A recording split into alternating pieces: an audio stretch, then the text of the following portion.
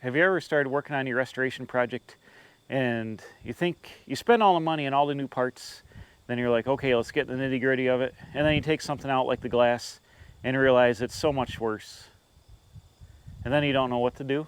Well, that's what's happening today in the video. Let's get this guy up here. I'll pull the glass out of it and you can see what I'm talking about. It's a disaster, and I don't know how to proceed from here. Oh, this manual steering is 1,000 turns. Lock to lock. Let's park it right there. Boom. It's hot in here, dang.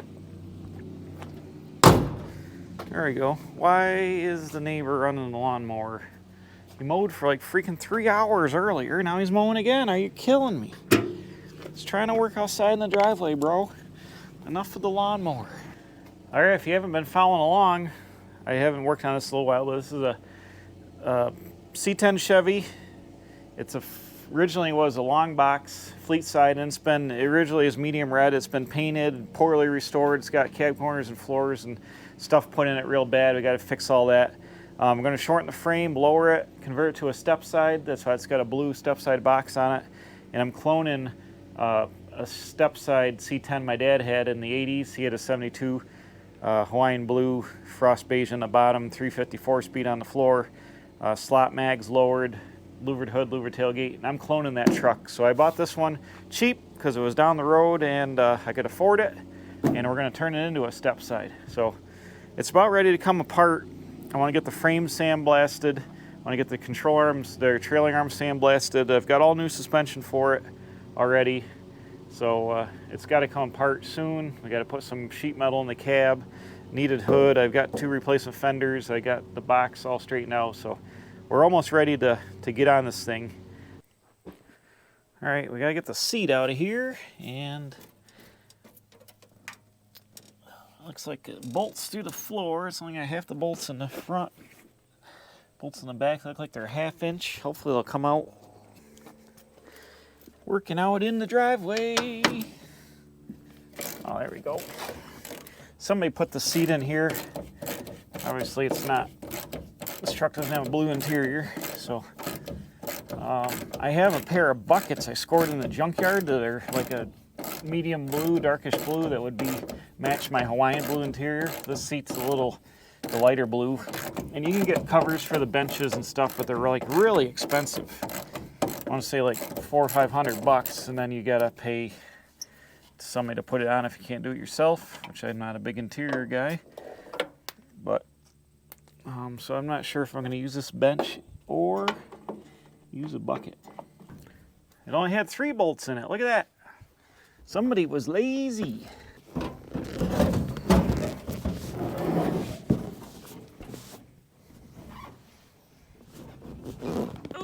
It's heavy. Oh, it's heavy. It's heavy. It's heavy. It's heavy.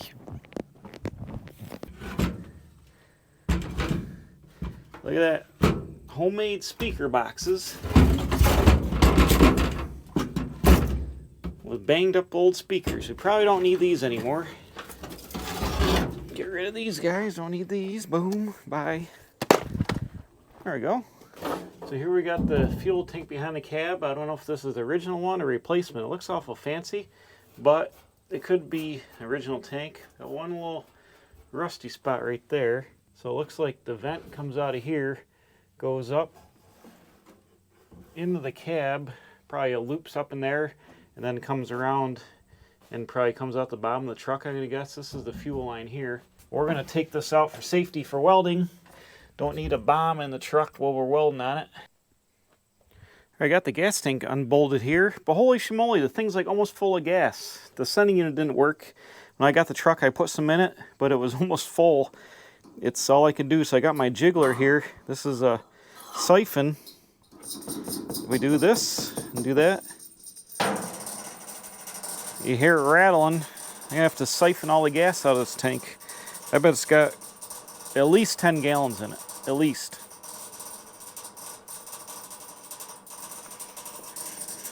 So I just got to do a little siphoning. It doesn't smell too old. Like this truck was on the road a couple years ago, like 2 years ago, so before I get the tank out, I gotta suck it out. Well, the sun's starting to go down, but I got this all cleared out. The gas tank had like almost 15 gallons of gas in it. I had a heck of a time figuring out what to do with it all, but I got rid of it and put it in different vehicles. So I've got the tank pulled out.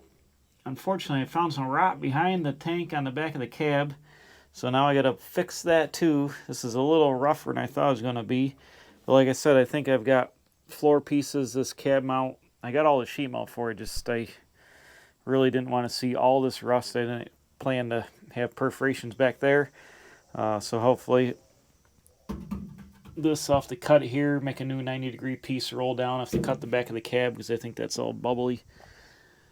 Back in there, yeah, all bubbled. Cut that out, or put about a 2-inch strip in there, replace the inside of that. I mean, it's all fixable. It is what it is. I just didn't want to have to do 80 million hours worth of metal work. But we got the pieces, so put it back together, it'll be solid. This isn't going to be like a show truck. It's going to be a nice driver. So, you know, almost to the point where you'll be better. It'd be better to find like a Southern cab, but at this point, I've got all the parts. The most expensive part was I had to pay $400 for this inner roof skin. I got the full thing because it's got rot over here. It's probably got rot over there, and the front's bad. So I'm going to drill out the spot welds just along here, put a whole new inner roof skin in. I can sound deaden on the inside of it like I did on my Dodge truck.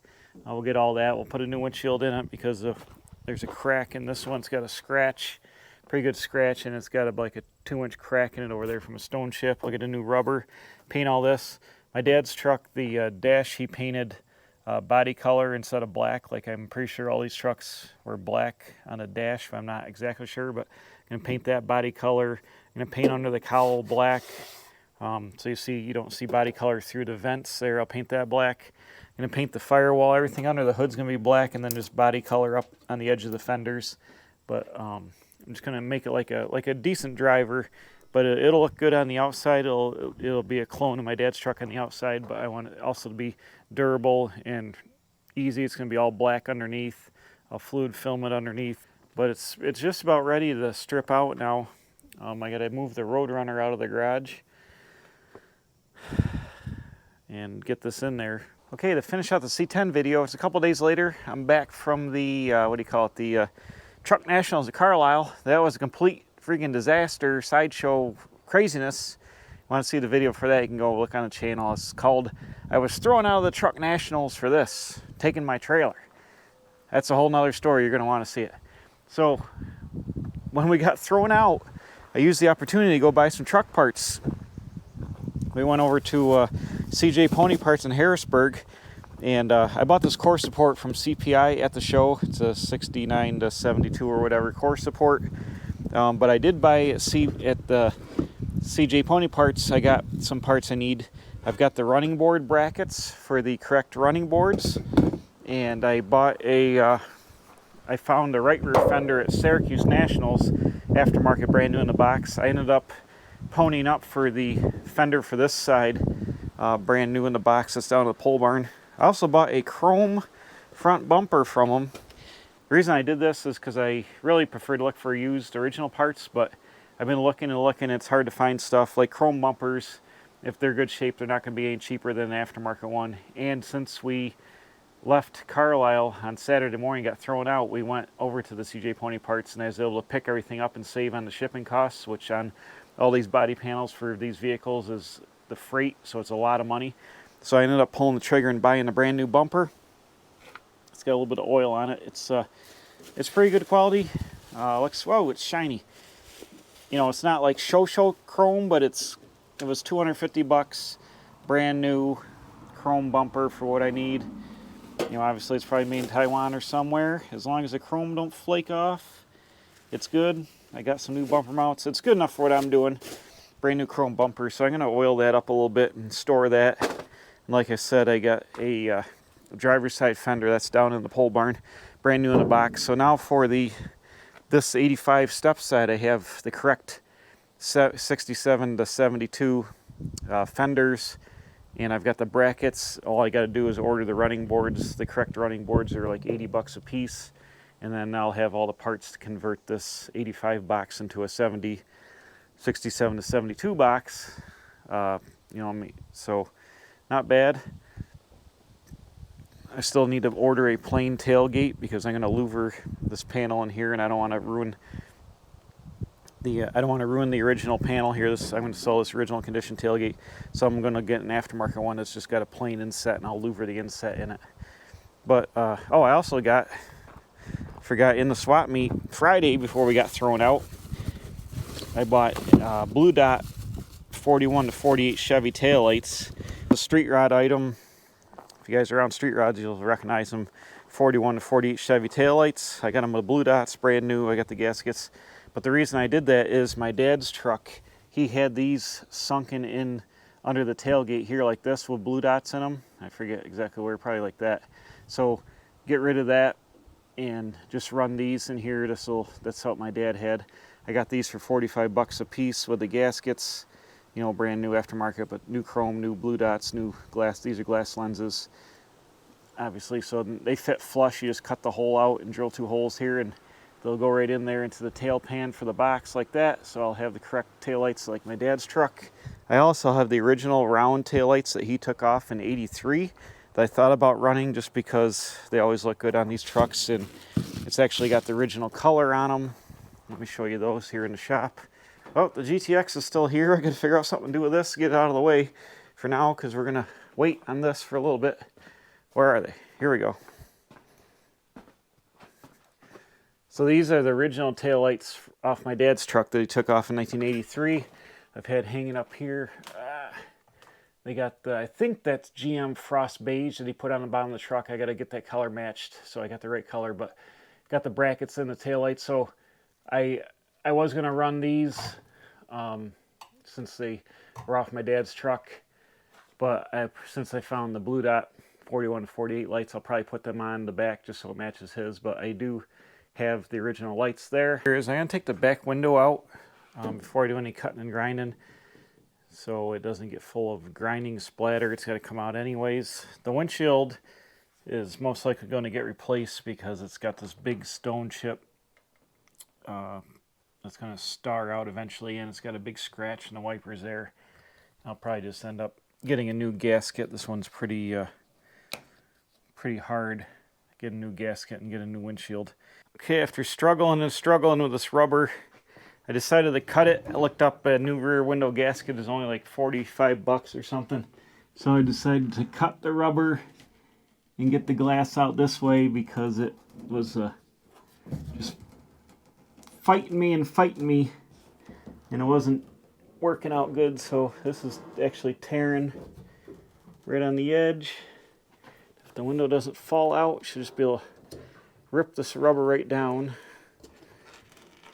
and pull it out.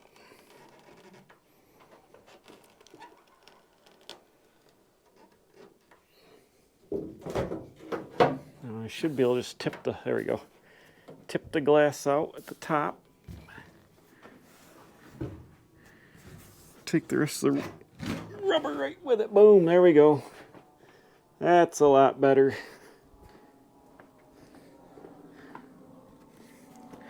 We'll leave this rubber right on it for protection.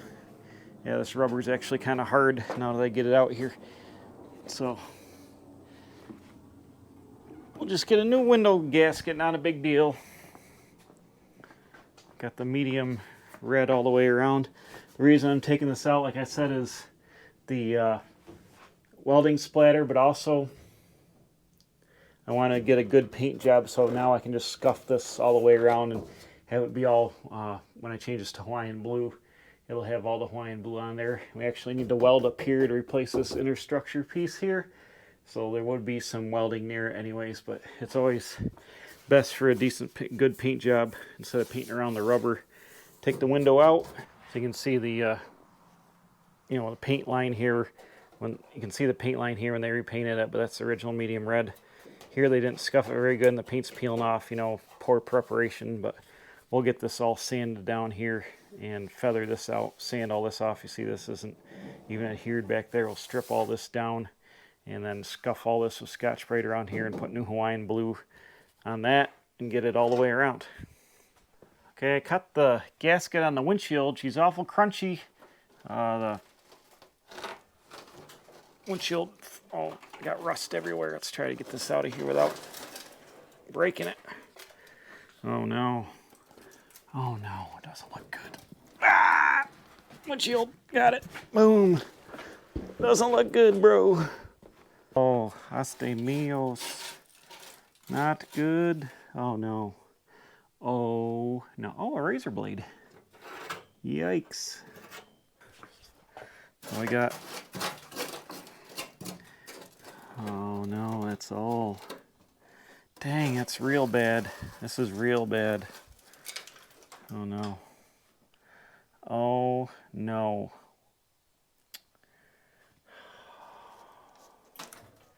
Right there, but the worst part is there. Not good.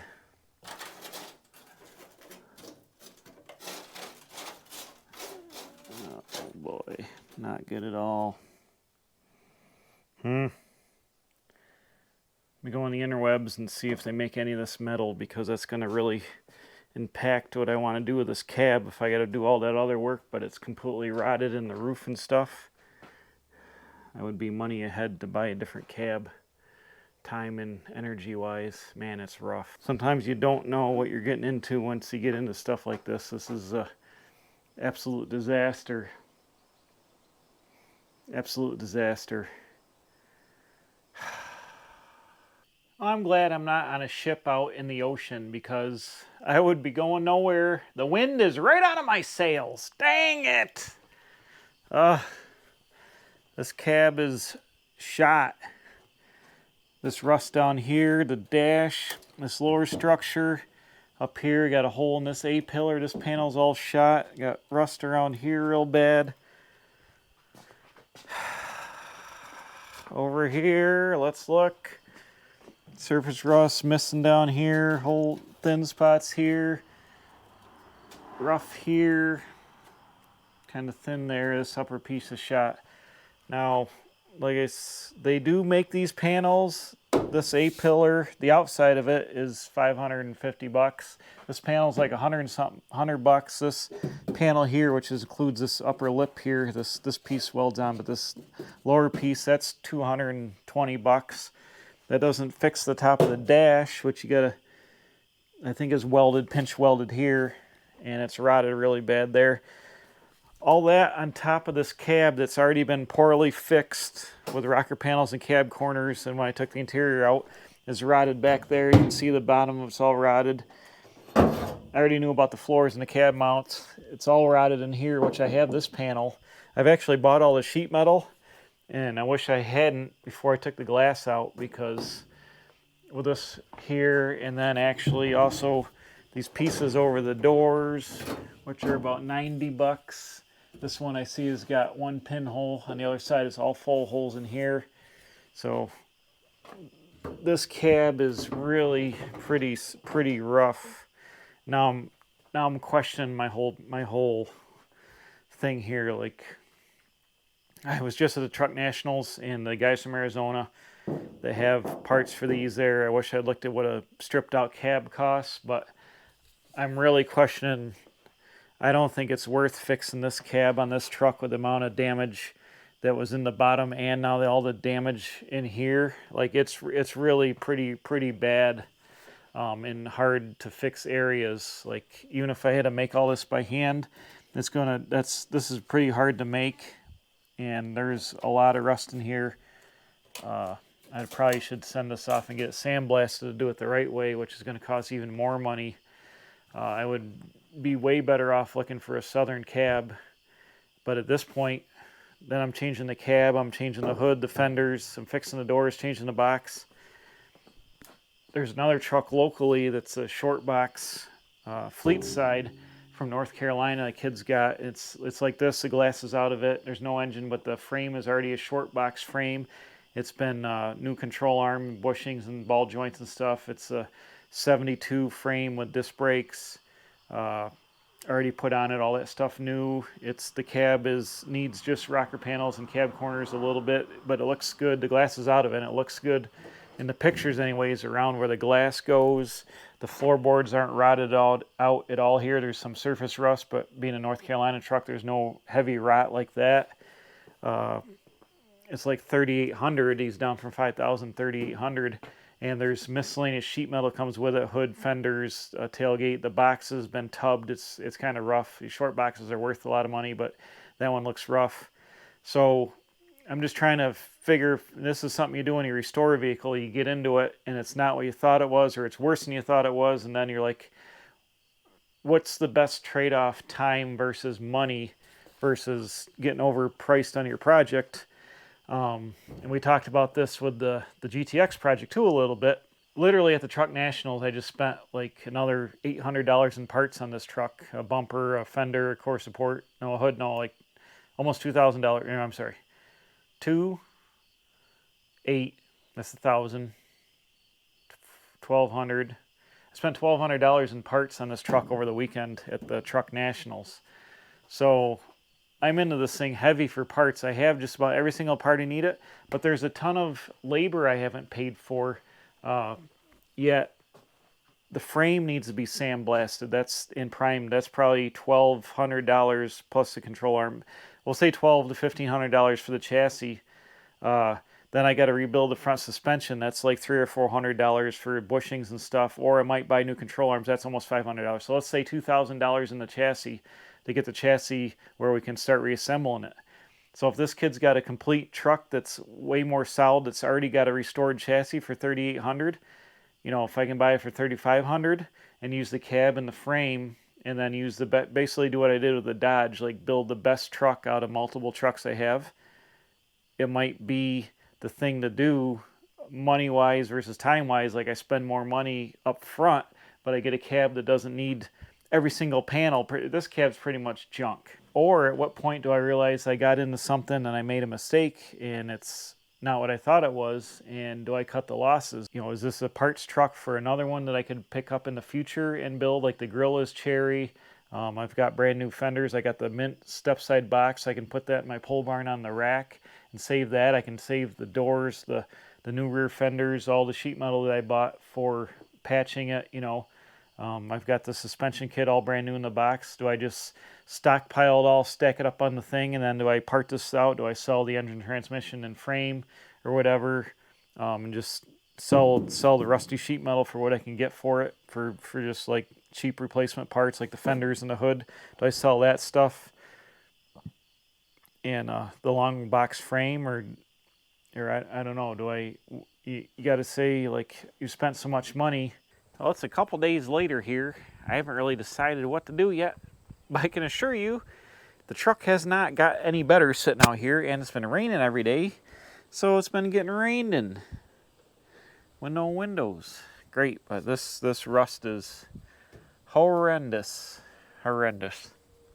Actually, I have an idea. Hold on a second.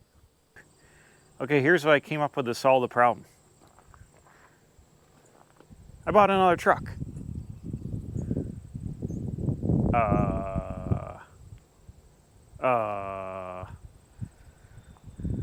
So you're looking at it. So I went on the face space and I seen this truck. And if you notice, it's already a short box. It's an actual short box. And the story is, the guy bought this. It was like a half-completed project, and he needed parts off it. So he took the box. The truck's from South Carolina. He took the box. He took some other parts off of it and put this short box on it, which is rough. And it's been tubbed. Oh, it's full of parts, but yeah. See, somebody poorly tubbed it, and it's got a lot of rot in it. So this box is pretty much hammered. But I'll tell you why. Now you see there's some rust. And this guy, I'm like, how is it? He's like, oh, it probably needs rockers and cab corners. Yes, and also inner rockers. And under the seat over there, it must have had a mouse nest because there's some holes in it, but I can cut some out of the other cab. It's not rotted away along the back here.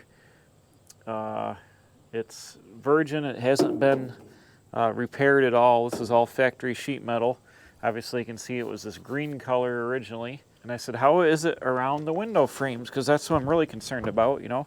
So I look here, down here, it's nice, no rust whatsoever. No rust here, just like a little bit of surface rust in the firewall. No rust around the window at all, like some surface rust. It's got a couple little dings right there on the edge. I'm like, oh, it's looking pretty good. Oh, right here, mouse nest in the roof. Rot right through here, rot hole with fuzz in it. Mouse nest or something in here. So this needs fixing. I go around this side, yeah, it looks good. A little bit of surface rust up here, not too bad, looks good. Get over here, oh, right here. Probably still part of that mouse nest. This needs fixing here. Not too bad, the rest of it's good. Oh, the inside piece, rotted.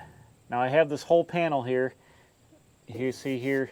So we're gonna fix the inner skin, but the good news is the outer skin is fine, hasn't rotted through. So what I plan on doing, I think, is I'm gonna send this cab to the blaster, but I'm gonna cut the inner structure out of the roof first so he can blast the inside of the cab, and then I'll have the whole thing epoxy primered. See here, there's a hole. There was something sitting under the seat, probably a mouse nest. But the floors are real solid. Maybe you get some pinholes when we get the sandblasted. The cab mounts are all completely intact. The original truck, all the cab mounts rotted away. The floor is all rotted away. I have all these panels. I got this panel, I've got the side piece, I've got the rockers, I got everything. But my truck, they had replaced them before and didn't do it right, and they replaced the cab corners way up into here somewhere, and it would have been a real bear to fix that stuff. So here I can do it once with this original layout. I can do it once, and this ought to blast up. Like I said, might have pinholes in it, but it might just blast up here. Actually, it might be a small hole there, but I've got pans for both sides. But underneath, the whole cab, the cab mounts are mint, the floor is mint. Here where everything wasn't, it just needs the outer rockers and a little bit of the inner rockers. It's good here, it just needs a little bit of sandblasting. Came with these nice Chevy truck aluminum wheels here with some 31s on them. But the whole chassis has been restored, sandblasted and painted black. It's got all new brakes, new coil springs, shocks, brake lines, brake hoses, front suspension. It's a power steering truck. I don't know if it's a V8 or a 6, but it's got sway bar bushings, tie rod ends, new ball joints, upper and lower ball joints, calipers, hoses, brake lines, the whole 9 yards. And you can see how nice this frame is. I'll show you. You can actually see the, the VIN number clearly on top of the frame here. Over here you can clearly see that. It's a very, very, very nice frame, like no pitting whatsoever. That was sandblasted and all painted black. So I was after, obviously, a better cab, and I'm going to guess the Arizona guys probably wanted $2,500 for a cab. I paid $3,000 for this whole truck with a title from South Carolina, but the frame is a factory short box, like I said, so it's all been restored. To have my frame, the long box frame, it's $400 for the shortening kit, which I unfortunately already bought. But it's $400 to shorten the frame. It's at least $1,200 to get the frame blasted and epoxy primered. The front suspension on my truck, the A-arms had some pitting. I was going to buy new aftermarket A-arms with the ball joints. That's about $500. So now we're like $1,700, not counting the shortening kit. And then, that doesn't count brake drums, brake wheel cylinders, and all that stuff. So to me, this chassis is worth at least $2,000 worth of sandblasting, paint, and parts. It's fully restored, ready to go. So we can build right off this frame. I'm actually going to use the cab and the frame, obviously, because I bought it. And we're going to build on this truck and use the other truck to fill in the pieces. So essentially, like I did with the brown Dodge, these trucks are a conglomeration of parts and pieces, and everything's so rotted it takes like multiple trucks to do them here up north. So that, like the brown Dodge, I had five or six trucks worth of parts into that truck to restore it. So this one we're going to be making one truck out of two essentially. But the cab is, like I said, a little rustier in the top. That's why I talked them down. Essentially, I got a $2,000 restored chassis, short box factory chassis. It's got a set of doors, a hood, steering column, rear bumper, couple other things. So I got some parts to sell, probably $500-600 worth of parts to sell off it. So that puts me in the $2,500 range. Like I said, the frame, out of my pocket if I had to do my frame was $2,000, so right there. So I've essentially got a better cab for 500 bucks. So that's what we're gonna do. Oh, I didn't see this. A little hole right there, not too bad. So essentially, I'm gonna roll this truck down. I'm gonna build right on this chassis right like this. So I'll get the cab blasted, primed, and then in the meantime, take the other truck apart, get the motor, transmission cleaned up, installed in here, get the cab back on it, get that in primer, do all the metal work, body work the cab out, paint the inside of the cab Hawaiian blue, and then start assembling on this truck here. So I think this was the best scenario to help me out where I was. Like the other truck was just too rough to use most of it. Like I bought panels, like the doors are good on it. I'm gonna use those doors. You know, the wiring, the drivetrain, engine, transmission and stuff. I'm not even sure what gear ratio this is. If this was a V8 truck, maybe it was, oh actually the title should tell me. I'm pretty sure the 6-cylinder truck's 373s. Maybe these would be like 355s or something. I don't know. But I'll probably sell the long box chassis off, sell that off, sell off. I've got like 3 sets of fenders because I bought fenders. Plus I got the fenders for this truck and then the fenders for the other truck, which both are a little rusty, but they're probably worth like 40, 50 bucks a piece. Got like 3 hoods now, extra set of doors. I've got like pretty much like duplicates of everything. So I'll use the best parts, obviously, to build the best truck I can, with the nice step side box on it. So I looked around. This guy, like he wanted like 3,800. I was able to get it for 3, which is I wanted to be in a $2,700 range with the amount of rust that was around the windows. It wasn't as good as he thought it was, but he didn't really look at it that close. So he's a nice guy. We wheeled and dealed and talked for a while. So I'm not going to get hurt on it. Like I said, the chassis is worth $2,000 to me just as it sits, to be completely restored, done. It'll save a bunch of time. I can start building right on it immediately. We can start reassembling right now. The cab is obviously better, so less work there. And I was going to have to do all that bottom work anyways. So sell off some parts and go from there. If your one truck you're restoring is junk, buy another one. This junk-ish. 2 junkers are better than 1 junker, right? I guess. I don't know. Is that how the math works? I got to get my calculator out. Who's got a Gantt chart? I need to see where this goes. Anyways, and I pulled it with the Ford. It's doing awesome. So I'll get this down. I've got the GTX in the way. I've ended up with like 2 vehicles that don't run. Plus I'm like double 2. Something's got to get fixed or move around here. But anyways, now I've got 2 C10s. Like I said, I think this is the best scenario. So we'll start building on this guy and make the best truck we can. Hopefully it speeds up the process, saves me a little bit of money, and makes things so we can continue on with the project, because the old cab, we were dead in the water with that amount of rust that was in it. So now we're back on track. And I have $0 to spend on anything the rest of the year. Write it down. Not buying any more cars at all. Don't have room. Don't have any money. Don't have anything. No more cars. That's it. It's in the books. New rule. We're done. No more cars. See you next time. Thanks for watching.